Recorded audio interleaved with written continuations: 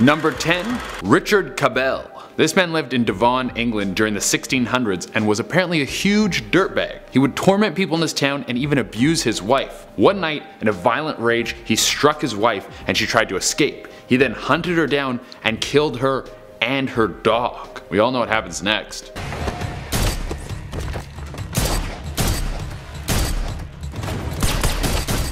People believe that he felt he had the freedom to treat everyone horribly because he made a deal with the devil for immortality. But he did eventually die on July 5th, 1677. After he died, there were reports of a ghostly figure walking around the gravesite. This freaked out the locals so much, so they put a giant slab of stone on top of his grave, as well as encased the tomb with metal bars. And it was said that at night you could see a ghostly figure that kind of looked like a beast with glowing red eyes. Some people thought that it was Satan looking for the soul that belonged to him. Coming in at number 9 is Father Urbain Grandier. Now Father Urbain was a Roman Catholic priest that lived in the Loudun part of France. He was under major scrutiny and received a lot of criticism for ignoring his celibacy vow. If anything, he was known for having sexual relations with many women and as someone who had an elevated sense of lustful depravity. By 1632 he was accused of sending the demon Asmodai to enchant a group of Ursuline nuns into committing evil acts and becoming his sex slaves,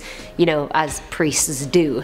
After numerous nuns made accusations of seduction against him, he was arrested, then acquitted, and then re-arrested. During his second arrest he was tortured by judges, after which they revealed a contract they found in his bedroom which indicated he had signed a deal with Satan and many other demons. They saw it as evidence of him making a diabolical pact and convicted him of witchcraft and sentenced him to death. He was burnt at the stake. At number 8 we have the drummer. This one's from Reddit user Smoking Finger Guns, hahaha, whose grandpa told him the story. Whilst on a road trip with his granddad, he started recording a story from his youth. His granddad was divorced, but when he was younger he tried to start a band with his brother-in-law Keith. Keith was a great guitarist and the grandpa was a decent bassist. So they bought a small bit of land in rural California that had a house and a barn and turned the barn into a recording studio. They started hanging listings advertising the position of an experienced drummer, and after many trials they settled on a man named Dave. One night they were all drinking and celebrating in the barn. Keith at this point had passed out, jog on Keith,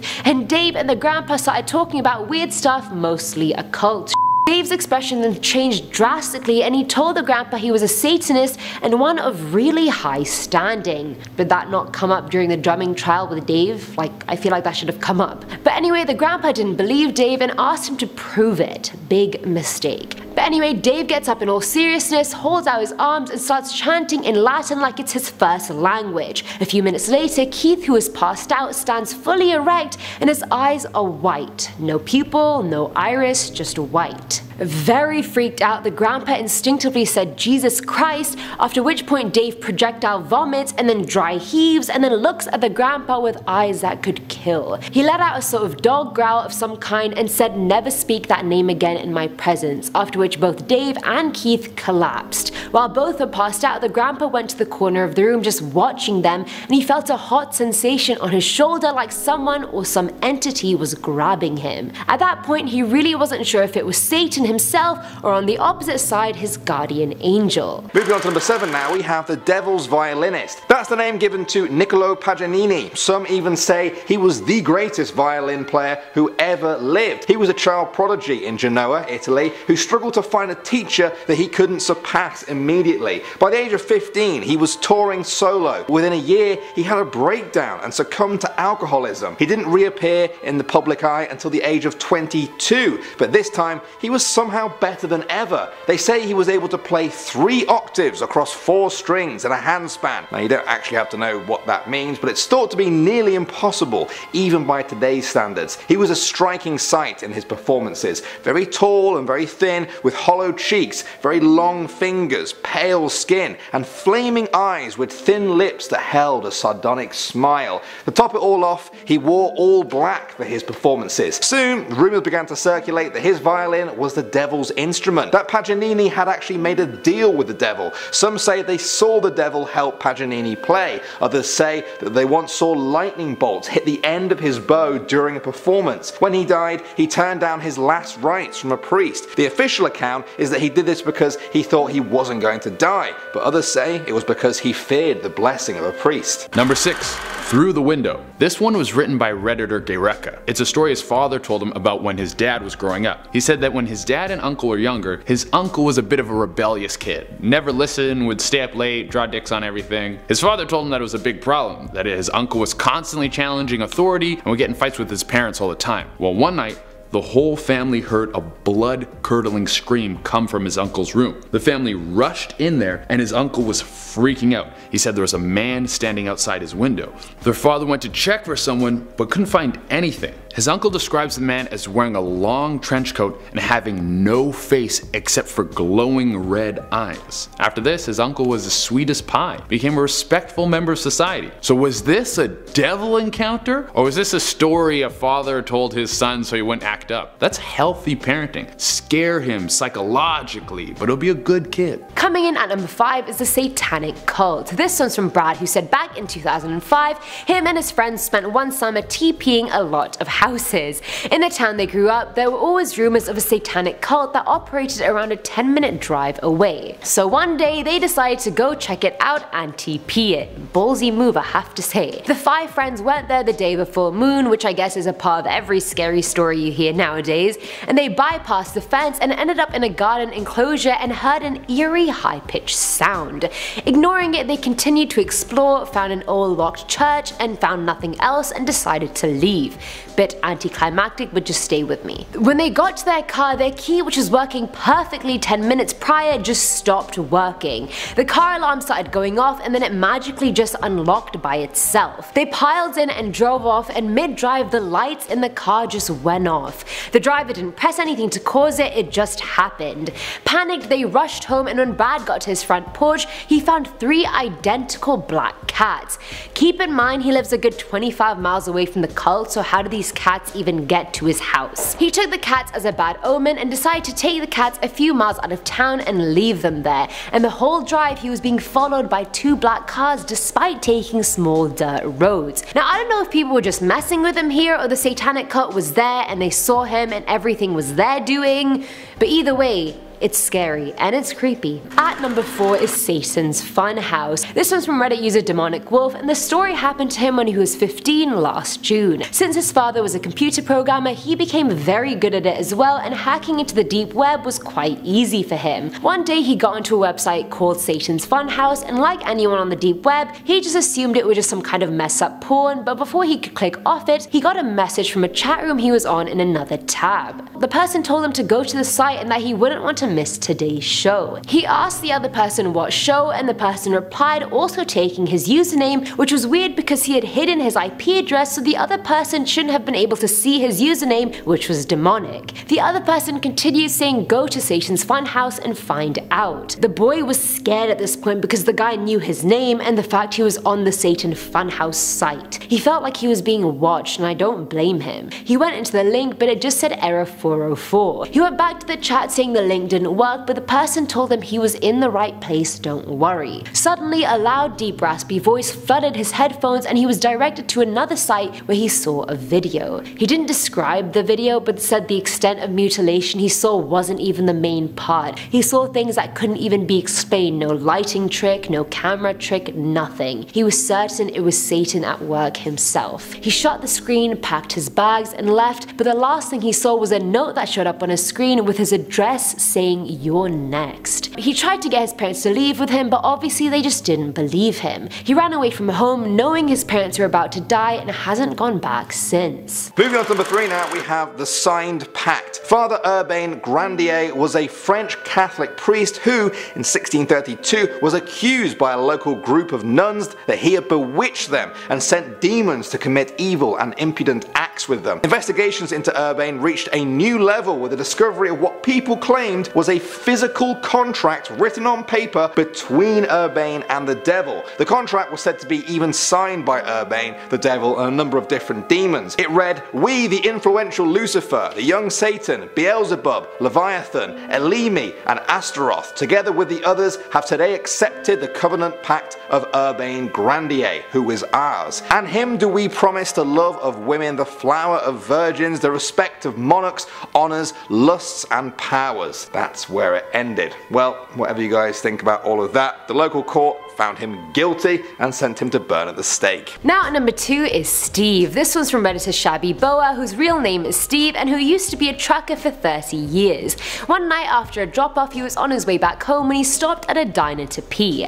It was completely empty, no customers, no staff, absolutely no one. He quickly peed, and when he came out, a grey-haired man was sitting at the bar. He told Steve he owned the diner and gave him food and a drink. When he got up to leave, the man said food is not what you truly desired tonight. Waited out, Steve left and got into his truck. About an hour and a half later, he had to pee again. Steve, you've got a small bladder, mate, and saw another small diner which he stopped at. He went inside and again it was completely empty save a grey-haired man at the bar. It was the same man who said nice to have you back, Steve, as soon as he walked in. Steve got pissed at this point, thinking he was being screwed over by this guy, and demanded to know what the guy wanted. He said he was trying to help Steve. He started asking about Steve and how he used to have a family. Steve told him his wife and daughter died in a house fire years ago caused by faulty wiring. But the man questioned him, saying it wasn't just faulty wiring. The faulty wiring was a happy coincidence that just so happened to have happened the same time Steve left a lit cigarette in the house. Steve fought with him more, and in the end the man offered him a deal. He said he could bring back his wife and daughter in exchange for his soul after he died. Thinking it was complete bullshit, he agreed and left the diner. Before he did, he asked the man who he was, to which he responded, I am the devil. That night he got home as if he never stopped anywhere at all, and when he entered the house, he heard his wife say, Steve, is that you? And the small footsteps of his daughter.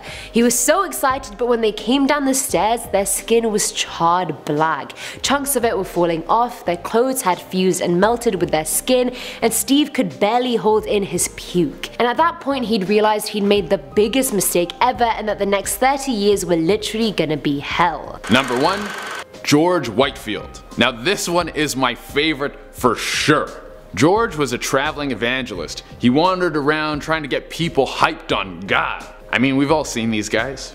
Do it, Jesus!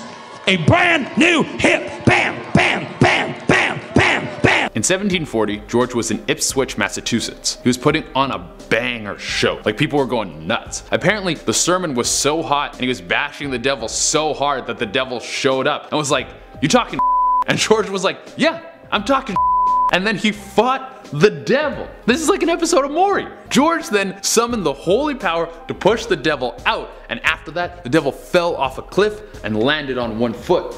He's got like a +10 on acrobatics. It's said that the devil's footprint is there to this day. The devil is probably at home like, dude, I don't even know you. Why are you talking so much smack? Starting us off with number 10 is The Hand. This one's from Stephen Wagner, who said his dad told him the story. So back in 1942 in Juarez, Mexico, his dad was around 20 years old and he went to a circus that was visiting town. His younger brother came along and they didn't really go to see the acts, they were more interested in the freak shows. Disappointed after seeing the performers, they were about to leave with two girls when they ran into a short, stubby man. The stranger introduced himself as the greatest illusionist in the world. That's quite a hefty title. When asked if he was part of the circus, the man said the owner turned him down because his act was so frightening. The owner said he was Satan himself. Once he had their attention, he invited them back to his trailer in order to show them the act. Once inside, the stranger put a glove on his right hand, started running his left hand over his right while wiggling his fingers. He then started chanting bizarre words, and when he took the glove off, everyone's jaws just dropped. The stranger's hand was completely skeletal. He turned it, let them see the back, it was completely real. His brother went to take a closer look and the man grabbed his head and said he was really about to show them something now, and at this point everybody shat themselves and made a run for it. The stranger came out onto his porch laughing, and on the floor nearby was a bed of long nails pointing up which he jumped onto. Weird flex, but okay. Blood started coming out of his feet, but he was still just laughing it off, and from that day onwards Stephen's father and brother knew they had met Satan. Next up at number 9 now we have Robert Johnson. He's one of the most legendary blues musicians of all time, whose music went on to influence other musicians for generations. Aside from his music, folks may tell you another story about Robert Johnson, that he met the devil. They say that one day Robert was walking down the highway on a cool October night when he came to a crossroads. A tall man was sitting there on a log by the side of the road. He said that he knew Robert and asked him if he wanted to play the guitar like nobody had ever played it before, to be the king of the Delta blues. He said yes, he wanted that. The devil warned him though that although his music will enchant the crowds, his soul will now belong to him. This is not just any crossroads, the devil said. I put this X here for a reason, and I've been waiting on you. Then the devil possessed him. Robert's eyes rolled upwards in their sockets. The moon pierced his eyes. Then he looked at the man straight in the eyes and said, "Step back, devil man. I'm going to Rosedale. I am the blues." Now, whether or not you believe that story, Robert Johnson was an incredible blues musician. I was actually listening to him as I wrote this script, and he also died under mysterious circumstances involving some sort of poison when he was 27 years old, which historians are still trying to fully understand. Number 8. George Lukins. Back in the day, if you got sick, you kinda had two options. You either got sicker and died, or you could go to a church and get an exorcism. On May 31st, 1788, George Lukins wasn't feeling too hot. He had started having convulsions, and it was reported that he would yell in a voice that didn't sound human. So he went to the doctor, but after trying almost everything, the doctors couldn't cure him of whatever his ailment was. So he had plan B. He went to see Reverend Easterbrook to get his soul washed. The Reverend tried to help George, but it seemed that what was tormenting him was too strong for just him. So he brought in 6 other priests to perform a super exorcism. The 7 of them took their combined power to cleanse George. During the process, he changed through 7 different demonic personalities, one of which claimed to be the devil. After the super exorcism, George was cured. And probably didn't live past 35 because that's how life went back then. Filling our number 7 slot is Joseph Smith. Now Joseph was a Mormon prophet in the early 1800s who claimed he encountered Satan before he saw Christ for the first time. We have both big shots in one story, how about that? The story goes that despite never doing this before, one day he just decided he was going to pray to God out loud. He went into the woods on a sunny day and knelt down and began to pray. I don't know why he went into the woods, he could have just done it in his house, but okay. But as soon as he did, he said he felt he was seized by a power that engulfed him entirely. He said it was so powerful he tried to speak but felt like his tongue was bound. A thick darkness surrounded him and he thought for sure he was going to die. And I mean, fair enough for being realistic. If I felt that, I'd probably think I was gonna die too. He was ready to sink into this despair that was around him, but in one final hope he used all his strength to call on God to get him out of Satan's hold. Then all of a sudden he saw a huge pillar of light over his head which came down on him. As the light rested on him, he saw 2 personages in the air above him and everything was fine again. At least this one had a happy ending, sort of. Now at number 6 is The Ritual. This one's from Reddit Graveyard Song 11, and when she was around 15 she met her friend's half-brother Luke and they became partners in crime. He was a typical goth, white makeup, red and black eyeshadow, and those 2 colors were pretty much the only ones he wore in terms of clothes as well. One Friday night they were bored as hell and Luke suggested summoning Satan, because what else are we to do when we're bored? Board games? Screw that! Satan it is. Either way, Luke lived opposite a cemetery, so they stopped at his house for supplies, mainly candles, milk, a bowl, salt, and string.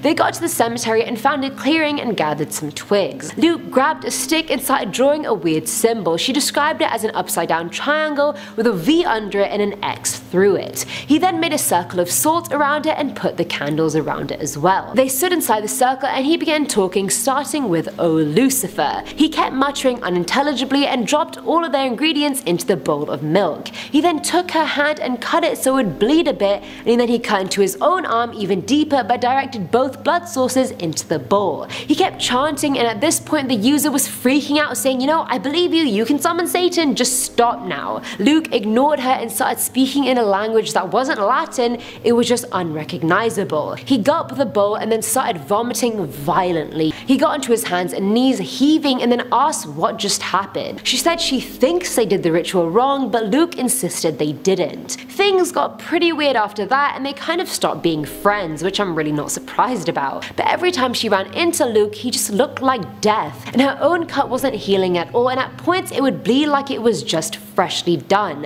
A month later she ran into him again and he smelled like rotting and alcohol. He apologized for what he had done to her and gave her a necklace for protection. She asked him whether he needed protection too, and he said he had done the ritual too many times that the necklace didn't work for him anymore. Nowadays she stopped wearing the necklace and her scar started bothering her again, and mind you, it's been years. It became tender and red and throbbed like it was freshly inflicted. And on top of that, the necklace encounter was the last time she ever saw Luke. He disappeared off the planet, no Facebook, no Google searches, his own mother didn't even know where he went. Safe to say Luke's continuous summonings and encounters with Satan didn't leave him in anyone's good books. Next up at number 5 now we have Saint Pio. Talked about Saint Duncan earlier, but he wasn't the only saint on this list who claims to have had a run-in with a devil. Pio was also known for his frequent and often violent battles with the devil. On one occasion, a local friar found him lying bloodied and bruised in his room. When Pio came around, he said that he had been attacked by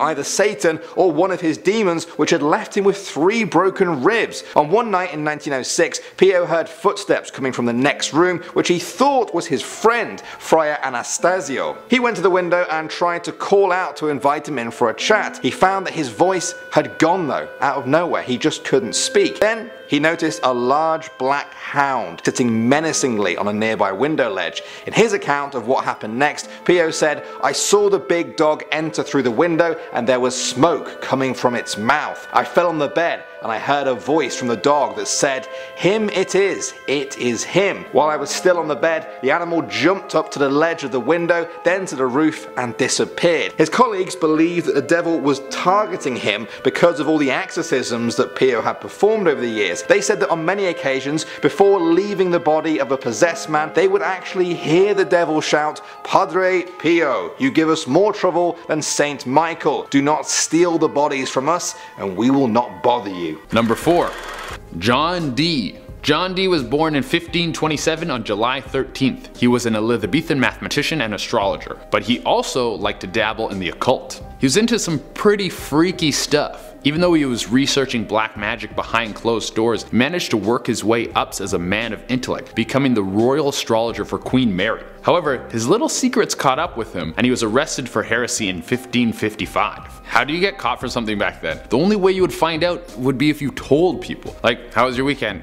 Pretty good, you know, sacrificed a goat to the Dark Lord. Anyways, when he got out, he kept digging into the occult. In 1582, he claimed to contact the spirit world. People weren't a fan of this, so he had to move up north to the Manchester Collegiate Church. You can go visit his office to this day. There's the desk that he worked at with a giant burn mark in it. It's said that it's the devil's footprint. I would be pissed. I work all this time to summon the devil. He shows up and he puts his feet on my furniture. Filling our number 3 slot is Gemma Galgani. Gemma was an Italian mystic, later saint, in Italy during the late 19th century. She believed that the devil was waging a personal war against her. She said he loved giving her horrible headaches to the point she couldn't even pray. I mean, honestly, I just feel like that was a bad migraine, but moving on. She went on to say that once she was writing at her desk alone and the devil came and dragged her from the table by her hair with such force that her hair came out in clumps. In another attack, the devil took the form of a big black dog and put his paws on her shoulders, making her whole body ache all over. And in another one, she was drinking holy water and he twisted her arms so backwards that she fell to the ground in pain. If that's not bad enough, she said he even took on the form of people she trusted or knew, and once he even took the form of an angel. The worst incident though was when he started giving her blows to the head. She ran to her room but found him there with a rope. He kept trying to get her to give in to the wickedness and she kept resisting, and so he kept striking her with the rope as she was on the ground. He then threw her on the bed, then dragged her from it and violently smashed her head against the ground and she passed out. Just imagine all this happening in your room and no one's there to help you. I'd be terrified. But I'm also curious as to what form the devil took when he attacked her all those times, and if anybody was around, were they seeing this happen? Was she being attacked by an invisible force? Like, what was happening here? Now at number 2 is Hor. This one's from Shannara Johnson, who used to be a tarot reader in Sedona, Arizona. She worked at a New Age center, and there were about 15 to 20 other psychic readers at the center. She was the new girl, and her room was across Cindy, a longtime reader. Cindy was middle-aged, not particularly friendly, and quite witchy. Downstairs was a binder with a picture and bio of all the readers that customers could go through and choose. There was one Native American reader, also fairly new, called Hawk, who everyone loved because he was so nice, and he was also married to another reader at the center called Amy. Hawk started warning Shannara about Cindy, saying she had no good intentions towards her and that she was jealous of her getting so many customers despite being so new. He went on to say Cindy was an actual witch and was connected to a satanic set of Tibetan monks. One day he told Shannara he had seen Cindy stare at her headshot in the binder and perform a spell over it, weird hand gestures and all. He told Shannara she had to protect herself from Cindy and sage her room more often. At one point he even offered to deal with her and said he could do something about her. Once, when the center was quite slow, she went to Hawk for a Native American spirit animal reading. During the reading, his face suddenly shifted and his features were superimposed by another glowing face. The face had a different voice inside, talking about a commitment and a deal, and that if she does it, she could have whatever she wanted. And that line, she recognized it straight away. She knew that was the devil's line. She asked him what commitment he was talking about, and his face disappeared. Shannara made an excuse and left Hawk straight away and got more and more scared of being harmed. She sought divine guidance about Cindy and realized perhaps it was Hawk that was the bad guy all along, enticing her to let him harm her on her behalf. She ended up speaking to Cindy and sorting things out with her, but was damn sure Hawk was Satan himself. His wife Amy even woke up one night and his side of the bed was empty, and all she found was a black hellhound with glowing red eyes at the foot of their bed. And finally, number 1 now, we have Pope Sylvester II. If you had to pick one person who isn't in league with the devil, you may pick the Pope. But back in the 10th century, people thought the first French Pope was a master of the dark arts and had sold his soul to the devil. He was undoubtedly a genius. He was known for his work in mechanics, mathematics, astronomy, clocks, organs, introducing Arabic numerals to Western Europe, as well as natural science, music, philosophy and theology. That was a lot for one person, especially back then. After he died, rumours began to circulate that Sylvester had made a deal with the devil, that the devil had given to him his intelligence and wisdom in return for his soul. This was a terrifying prospect for Catholics at the time, the thought that their own leader, God's representative on earth, had been meeting and dealing with the devil in secret. In recent years, experts agree that he likely got his skills and knowledge from regular meetings with scholars from all over the known world, and not from some dark dealings. What do you think? Starting us off with number 10 is Padre Pio. Saint Pio of Pietrelcina was an Italian saint who had countless violent battles with the devil, many of which left him physically wounded and bleeding. One night in 1906, he had footsteps coming towards his room, so he thought it was one of his friends, so he called out to them, but soon realized no sound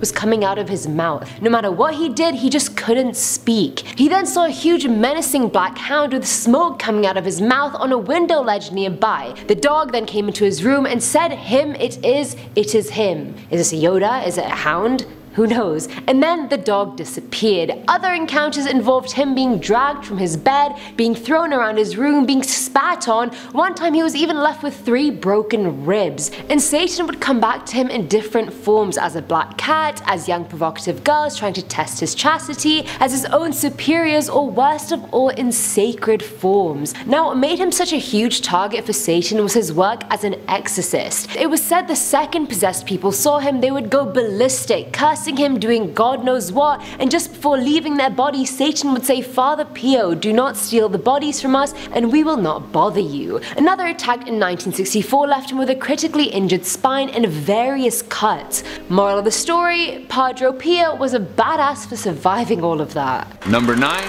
The Carpenter. The devil's weaved into history in so many different places. This ancient tale comes from a village called Tyrol in Austria. The legend has it that the locals had a well-traveled bridge that they used to cross from their village to a village called Schruns. One day, the bridge was destroyed in a massive flood. The villagers were very distressed, so they got help from a local carpenter. They told him that if he could rebuild the bridge in 3 days, they would pay him a huge amount of money.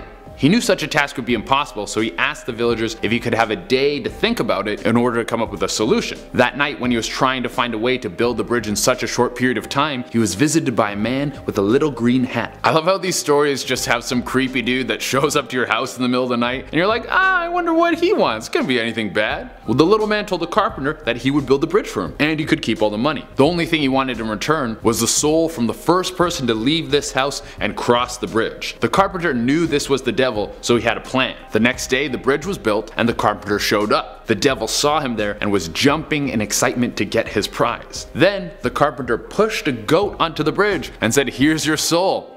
You got played, dude. Legend says the devil took the goat and people started roasting him as he was walking around with the goat. People were like, hey, you should have read the fine print. Oh, you two look like a great couple. I just love the idea of people roasting the devil. Like, oh, Prince of Darkness can't trick a tradesman. At number 8 we have A Better Life. This one's from Redditor CODEX_gaming, who said he had a really rough upbringing. His father abandoned his family and his mother was a heroin addict. He used to see her getting beat to a pulp, after which she'd take her frustrations out on him. CPS ended up taking him and his brother away, but a few years later his mum was clean and back with their dad and they regained custody. Sort of happy ending, kind of, but not really. They lived in a small house in central Texas, and according to the user, the house had a terrifying aura. Anytime he was home he felt like he was being watched, especially in the bathroom, and he would have regular nightmares. And at this point in his life his mum was working herself to death because their dad was a lazy slob who did nothing. She got so depressed she tried to take her own life, and desperate to help, the user started praying to God every single day. But nothing changed. He realized for something to change, perhaps he could call on the demonic entity that engulfed his house rather than God. He researched satanic rituals for ages and finally found the one he needed. While his family were out for ice cream one day, he got on his knees, wax coming down the candles he'd lit, and cut his hand and started drawing symbols on the ground in his blood. Obviously while crying the whole time, because who wouldn't cry after doing that? He recited the words and made the deal. And right after he did that, a cold breeze swept through the house and everything went black. But he was pretty much unfazed because he expected something like that to happen, so he went to bed that night and had the worst nightmare ever. He saw himself in the reflection of the mirror in the bathroom with corpse grey skin, bloody tears, and his eyes were crimson as well. There was a noose around his neck and his hair was bloody. During the dream he thought, this can't be me, and then the reflection started laughing, saying, it is now, you made the deal. He woke up in the bathtub covered in scratches and scars, and it just kept happening and getting worse. 1 month later he started seeing things, hearing things, his nail beds began to recede and bleed, his canines became sharper and his tongue used to get cut out of nowhere, and he started full on hallucinating and having visions of the past, of native people being slaughtered. And how did that even happen? I don't even know. And what did he get out of all of this? Other than his mum getting a higher paying job, not much at all. So moral of the story, know what you're getting into before you ask the devil for help. Filling our number 7 slot is the horseshoe. So this one involves St. Dunstan, who was an English clergyman in the 10th century and who also claimed that he had had many encounters with Satan. St. Dunstan was a very respected man. He was pious, he was intelligent, a musician, a skilled metalsmith, and an artist too. The whole package pretty much. Whilst living in Glastonbury one day, a man approached him asking him to make a metal chalice for him, and Dunstan agreed and got to work, but as soon as he did, he realized the man or the thing in front of him was shape-shifting before his eyes. He went from a man to a woman and then to a child, and the transformations were so seamless it was incredibly hard to believe. Okay, the man is shape-shifting, they could be the roughest transformations ever and it'd still be hard to believe. But anyway, Dunstan realized very quickly that this was the devil and pretended not to notice the whole shape-shifting thing. When he got the chance, he grabbed a pair of red hot tongs and pierced the man in the nostrils, which caused the man immense pain and cast the devil out. His second encounter happened while he was playing the harp. A smiley vagrant approached him this time, but St. Dunstan somehow knew it was Satan again, and he grabbed him by the leg and tried shoeing him like you shoe a horse. Satan screamed at a pitch so high St. Dunstan thought he was gonna pass out, but he persevered. He let Satan go on the condition that he never enter or approach a house that had a horseshoe hanging outside its doorway, and thus the whole legend of horseshoes being lucky was born. Coming at number 6 now, we have The Richest. This is the story of Jonathan Moulton. He was an American general who helped the US win the Revolutionary War. He's also known for trying to trick the devil, apparently. Despite being very rich, Moulton wanted more. One night, sitting in front of his fireplace, Moulton said out loud that he'd sell his own soul to the devil to be the richest man in the province. Not want to miss out on the offer of a soul, the devil appeared right there and said that he would make the deal and fill Moulton's boots with gold coins every single month. For a while, Moulton enjoyed finding the gold in his boots every month, but soon he wanted more, and he hatched a cunning plan. He cut the bottom of his boots off and put them on top of the chimney. The devil filled up the boots, but eventually noticed the shoes never filled. The coins were just tumbling down the chimney where Moulton was practically swimming in them. As revenge, the devil took back all the gold he'd ever given Moulton. He burned down the house and kept his soul in hell for eternity. Legend says that years after his death, Moulton's grave was opened, and instead of a skeleton, they found a coffin filled with gold. Number 5. Michael Scott. No, God! Not the hilarious character from The Office, Michael Scott was a Scottish mathematician born in 1175 and is considered one of the most brilliant men to come out of Scotland. He traveled through Europe and eventually ended up in Italy. While in Italy, his brilliance didn't go unnoticed. He gained the attention of Emperor Frederick II. Frederick brought Michael into his court as the head astrologer. But when you're a super smart guy back then, people get a little suspicious. It's said he could summon demons to do his bidding, and they would go all over the world to bring him delicacies. And that's just where his power started. There's myths of him defeating a coven of witches that he turned into stone. It's even said he changed the course of the river Steeds. But the most famous one is him summoning the devil to build a road to his castle. His father had just built a shiny new castle and it needed a road. I mean, you don't want to be the only castle in the neighborhood without a road. Like, what do people think? So he called the devil and many demons to build a road for him. He could have just hired contractors. He owed the devil his soul and foresaw that the devil would kill him by dropping a rock on his head. So he always wore a metal cap. Clever girl.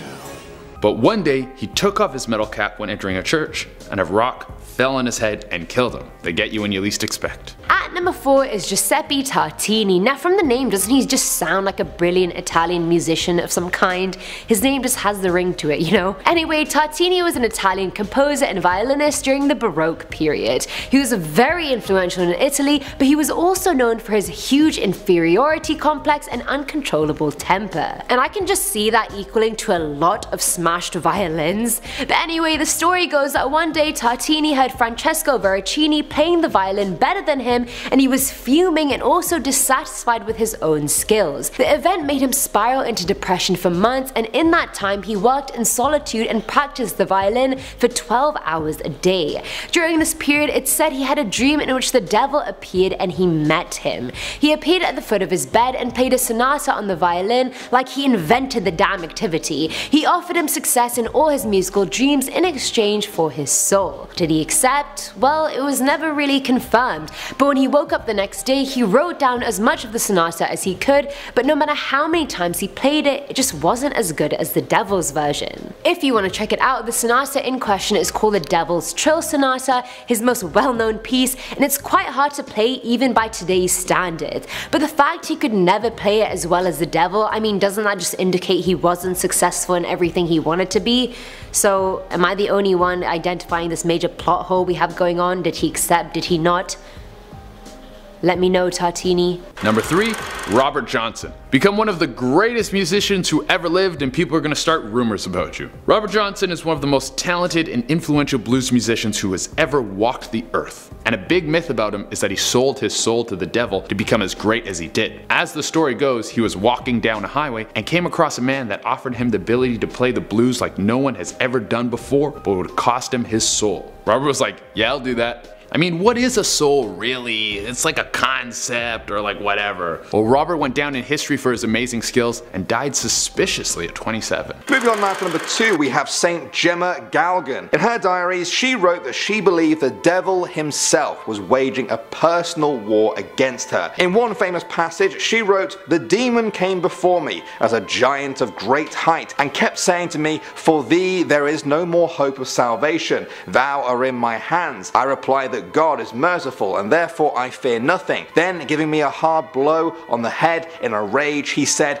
"Cursed be you," and then he disappeared. I then went into my room to rest, and there I found him. He began again to strike me with a knotted rope and wanted me to listen to him while he suggested wickedness. I said no, and he struck me even harder, knocking my head violently against the ground. At a certain point, it came to my mind to invoke Jesus, Father, Eternal Father, through the most precious blood of Jesus, free me. I then don't quite know what happened next. That contemptible beast dragged me from my bed and threw me, hitting my head against the floor with such force that it pains me still. I became senseless and remained lying there until I came to myself a long time afterwards. Jesus be thanked. That was just one entry, and it was very intense. From the look of her diary, it wasn't her first encounter, and it certainly wasn't her last. And finally, at number 1 is The Man. This one's from VR Greg, who said she met the devil for the first time when she was 8 years old. She was walking through a forest on her way home from school when she encountered a black-haired man in a shabby suit. Except one foot of his was a goat hoof and the other was a rooster claw. She could see them when she looked at him directly, but peripherally they looked completely normal. She took him for a walk and then he left. By the time she was a teenager, she assumed the encounter was maybe a dream, or maybe that she just imagined the whole thing. But one day she was watching a news story about a man who got away with killing his wife, and as they showed the judge announcing the not guilty verdict, the murderer turned around and smiled at a man behind him who wasn't his lawyer. She recognized him right away. Black hair, shabby suit, hadn't aged a day. Her parents threw her a surprise 16th birthday to which nobody came to, which is just really sad. I'm sorry that happened to you. She ran home crying and she knew no one came because her classmate Erin had her party the same day just to spite her. That night she slept thinking about all the horrible ways Erin deserved to be punished, and the next day at the breakfast table her dad looked shaken. He told her that Erin had been found dead in the park. She met the devil the same day in her room and he told her that she had wanted it to happen and he executed it for her. He offered her a deal, but thankfully the one piece of common sense that 90% of people possess is knowing that you should never make a deal with the devil, so she didn't. The girl didn't see him again until the funeral of her mother, where he told her the doctors lied to her about her mother dying peacefully, that it was agony and that no one was around to help her. She started immediately screaming and her dad ran over to her and made her sit down. When she asked him where the black-haired man was, he said, "You were standing alone, honey," and just started screaming out of nowhere. Shivers. That gave me shivers. Starting off at number 10 now, we have The Illusionist. This is said to be a true story from Juarez in Mexico of when the devil appeared to a man there. It happened in 1942 and was later told by his son before spreading around the world. On a summer's day, the man went down to see the circus in town with his father and his brother. The shows weren't very interesting that year, but they met two girls and went off to hear some live music. Suddenly, they were stopped by a short man in a dinner jacket. He claimed that he was the greatest illusionist in the world, but that the circus turned him down because his act was so terrifying. The owner had accused him of being the devil. This got the man and his brother's attention. The stranger said they could see the amazing trick at his home. They followed the stranger back and sat on a sofa in his trailer. The stranger extended his arm and began running his left hand over his gloved right hand, all while chanting a strange tongue. He asked if they were ready. They said yes. He pulled off the glove and everyone screamed. To their horror, the hand was now a skeleton hand, still wiggling its fingers. The man's brother got up to take a closer look. The stranger grabbed the top of his head with his bony hand and said he was now really going to show them something. At this point, they all ran and screamed. The man stopped and looked back. The stranger was standing on top of the steps and laughing at them. On the ground was a wooden plank with long nails pointing up. The stranger jumped off the step and landed right onto a nail. Blood poured out of his boot, but he continued to laugh. The man just stared at him, transfixed, until his brother grabbed him and they both ran away. They knew it was the devil, they felt it was the devil, and they say it was a day they can never forget. Coming in at number 9 is The Corner. This one's from Amy Strada, who said this happened to her when she was 14 years old. She was in her bed asleep, and mind you, her bedroom is just a simple square and there's a door-sized space between the wall and the foot of her bed. That night she woke up at exactly 2 AM AM and the only light in the room was coming from her alarm clock. She was just casually looking up the ceiling, but something was looking back at her. It moved to the corner of her room and it had 4 legs that were bent backwards towards the corner of the room, whilst its torso was still facing her. Its legs gripped the ceiling and the 2 walls of the corner, and my mind is breaking even trying to imagine what angle this thing was in. And Amy couldn't see its face, just the shape of its head and its hollow eyes that were just staring at her. She knew she couldn't run because it was clearly blocking the door, so she got under the covers and didn't come out till the morning. I mean, I still use that tactic now when I think someone's in the house, and clearly it worked for her. The first time she mentioned the incident to anybody was 2 years after it happened, and her mum said that her stepdad had seen the exact same figure in his tour of Iraq. He had gone into a forest despite warnings from locals not to. Inside, he had to perform a collective exorcism on his fellow comrade who became possessed. The stepdad believed Satan came out of the soldier and started following him around. So when he came home, it was only about time before his stepdaughter Amy encountered him too. Moving on to number 8 now, we have St. Dunstan. He was a 10th century hermit who lived in Glastonbury in England. One day a mysterious stranger approached him and asked that St. Dunstan use his skill in smithing to make a chalice for him, a sort of holy cup if you like. Dunstan agreed and set to work. As he worked away though, he saw the stranger change form from man to woman, from woman into a child, flowing from one to the next. Dunstan realised that this was the devil, but he tried to act as if he hadn't noticed. Then, when the chance presented itself, he grabbed a pair of red hot tongs from the fire and pierced them into the stranger's nostrils, causing the devil to cry out in pain and flee. A while later, the devil returned, this time as a vagrant street performer playing the harp. Dunstan grabbed him by the leg this time and began shoeing him. Then he nailed a horseshoe to his cloven foot. The devil screamed in agony and agreed to be released on the condition that he never approach a house with a horseshoe hanging over the doorway ever again. This gave birth to the legend that horseshoes are lucky and even keep the devil at bay. Number 7.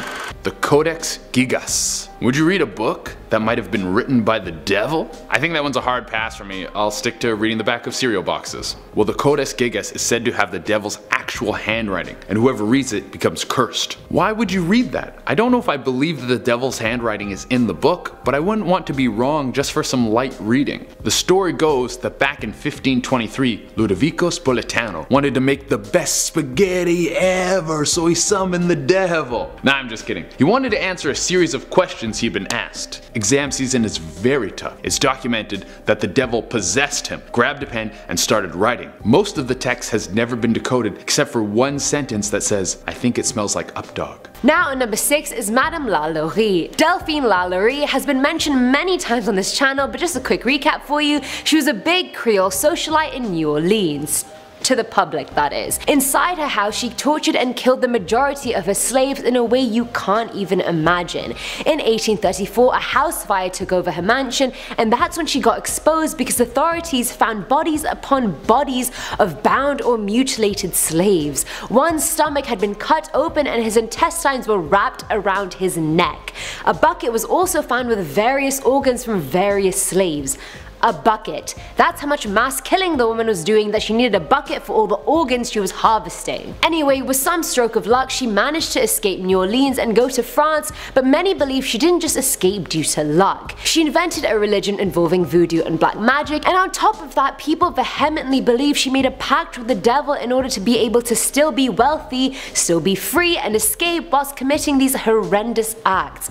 I mean, for me, it was either the devil pact or she paid a lot of important money to let her go. What do you guys think? Coming in at number 5 is the Ball of Fire. So back in 1683 in Poundsgate, England, a strange figure came into the Tavistock Inn and he was dressed in all black and wearing a cloak, but the weird thing was he had cloven hooves instead of feet, which is actually a recurring theme. If you watch part 2, you'll see that in some of those stories as well he appeared with hooves as feet as well. So hooves. Satan, it's a thing. But anyway, he asked the staff for directions to Widecombe in the Moor in Dartmouth. The staff were terrified of this man who wasn't really a man but looked evil as hell, pun intended, and gave him the directions. A few days after this visit, a huge ball of fire smashed into the Church of St. Pancras, which was barely a stone's throw away from the inn. It bounced about wildly whilst killing a bunch of people and a dog. Deniers blamed it on an errant ball of lightning, which by the way I don't even think is possible, correct me if I'm wrong, but the the innkeepers and those around them vehemently held the belief that it was the power of Satan. Next up at number 4 now, we have Johann Georg Faust. A 1507 book titled Historia and Tale of Dr. Johannes Faustus tells the story of Johannes Faustus, who allegedly met the devil.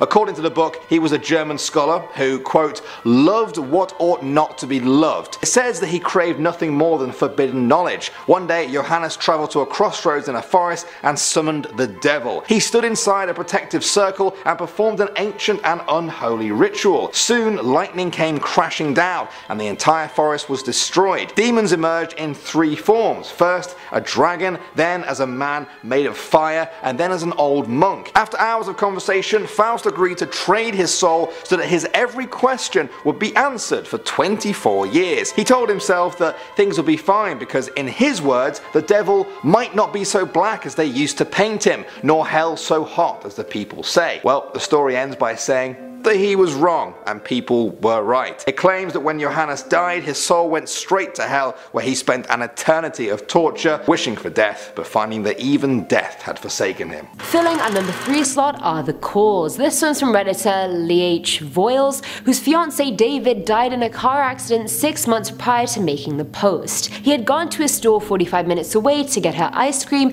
An hour passed and he hadn't come back. Around 10 PM, she got a call from his mother saying he had gotten into an accident and died on impact. She carried the guilt with her after he died, always thinking, you know, if I hadn't asked for the ice cream, David would have still been alive. While he used to be at work, they used to talk over Facebook Messenger, and so she used to reread their conversations a lot just out of nostalgia and missing him. But his Facebook started saying he was active even though he couldn't have been. She saw it again and again and again. She messaged the account assuming it was a hacker, telling them to stop messing with a dead person's account. She started getting sporadic messages back and forth saying, hello, can you see this? It's me, it's David, please believe me, to which she was getting very angry and very hurt, because why would someone want to mess with her like that? And just mind you, the messages were broken, they weren't full words, but it was still clear to see what he was saying, so I'm just relaying the full message to you guys. But then, worst of all, he said, please Peaches, which is what he used to call her. She was taken aback, but then realized the hacker could have easily gone through their conversations and known that he called her that. Then the account started calling her. She answered and actually heard David say, Ashley, it's me. She began crying and asked how he was calling, and the line cut. Later that night, after she got another call, he was saying he missed her, and this time there was no static whatsoever. She was telling him how she missed him, and then all of a sudden he said, Ashley, why did you kill me? Ashley, you killed me, you murdering bitch. But his voice was deeper, it was distorted. He continued saying, Ashley, you killed me, you should kill yourself. Then she started getting angry, and she pulled herself together knowing David would never talk to her like that. She asked who the hell was speaking, and the voice began to laugh maniacally. The deep voice went on saying he wasn't David, but he had gotten to know him pretty well over the last few months.